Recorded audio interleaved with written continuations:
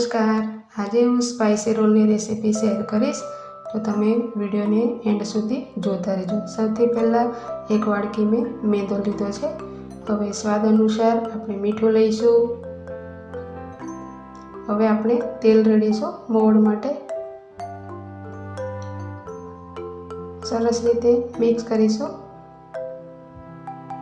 જો મોવણ સારું હશે તો જ આપણો રોલ એકદમ ક્રન્ચી બનશે, એટલે થોડું તેલનું પ્રમાણ વધારે લેવું।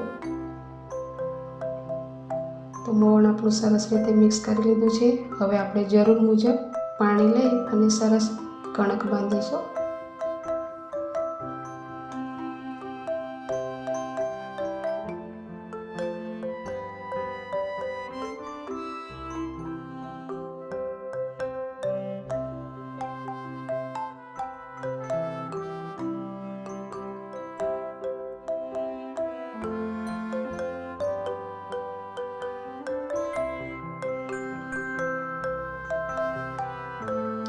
જરૂર પડે એમ પાણી પણ લેતા રહેવું।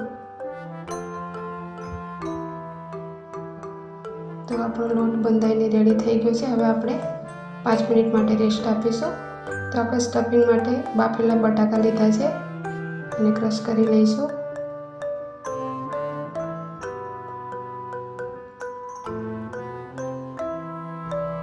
હવે આપણે મસાલા માટે ધાણા, જીરું અને વરિયાળી લીધી છે, એને આપણે અધ કચરી વાટી લેવાની છે।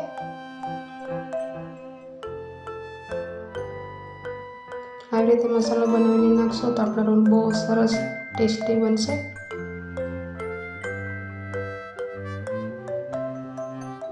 આપણે અધ કચરા વાટીને લઈ લીધું છે। હવે આપણે સ્ટફિંગમાં એડ કરીશું। હવે આપણે બાકીના મસાલા કરીશું। લાલ મરચું પાવડર લીધો છે, થોડી હળદર, ધાણા જીરું પાવડર, સ્વાદ અનુસાર મીઠું, આમચૂર પાવડર લઈશું, બુરું ખાંડ લઈશું અને 2 ચમચી જેટલો કોર્નફ્લોર લઈશું। હવે આપણે સરસ રીતે એને મિક્સ કરી લઈશું।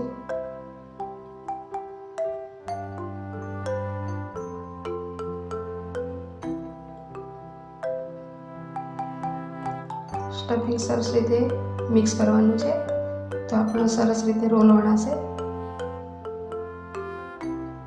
તો આપણું સ્ટફિંગ રેડી છે। હવે આપણે લોટ લઈ લઈશું।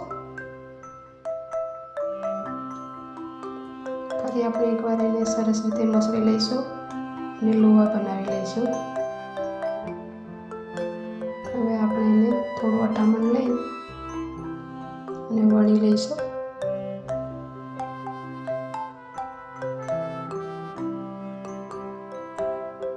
તમે સ્વીટ રોલ બહુ ખાધા હશે, પણ એકવાર તમે આ સ્પાઇસી રોલ પણ બનાવીને ટ્રાય કરી શકો છો, બહુ ટેસ્ટી લાગતા હોય છે।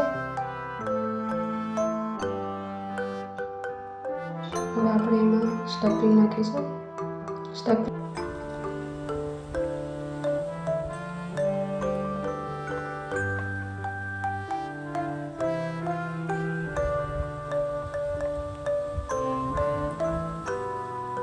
આમાં થોડું વધારે પડતું લેવાનું। હવે આપણે કોટ કરી લઈશું। સેમ આપણે પરાઠાની પ્રિપરેશન કરીએ છીએ એ ટાઈપ જ છે।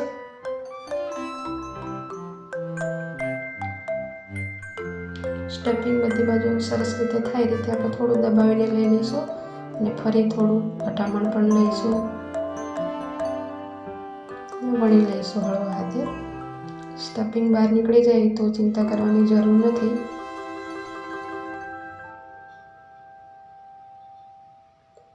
હળવા હાથે વણતા જઈશું। હવે આપણે સાઈડની થોડી કિનારી કટ કરી લઈશું।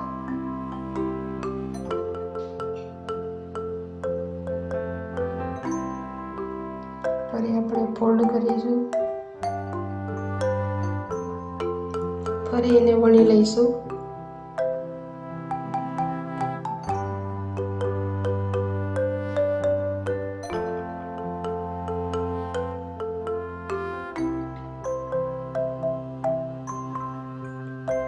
સરસ રીતે વણાઈ ગયું છે। હવે આપણે જે એક્સ્ટ્રા છે એ પણ કટ કરી લઈશું. હવે આપણે અડધું છોડી અને એને કટ કરવાનું છે. ચેક સુધી કટ નહીં કરવાનું. રોલ તમારે જેવા મોટા કે નાના બનાવવા હોય એ પ્રમાણે જ બનાવવાનું. હવે આપણે એને વાળી લઈશું.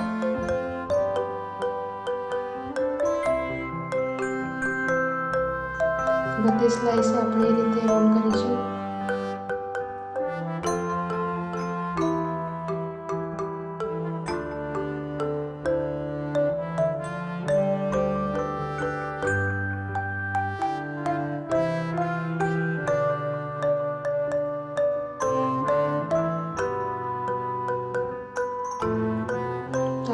બધી સ્લાઈસો આપણે વાળતા જઈશું અને ફરી આપણે થોડું પાણી લગાવી અને ફોલ્ડ કરી લઈશું.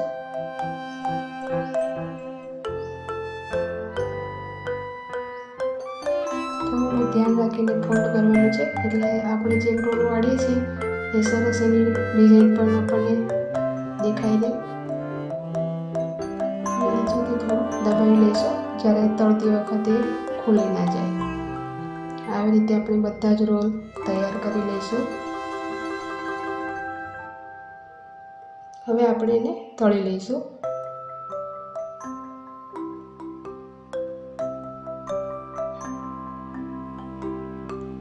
તેલ થોડું મીડિયમ ગરમ જ કરવાનું, નહીં તો આપણા રોલ ખુલી જવાની સંભાવના હોય છે. લાઇટ બ્રાઉન થાય ત્યાં સુધી આપણે એને તળવાના.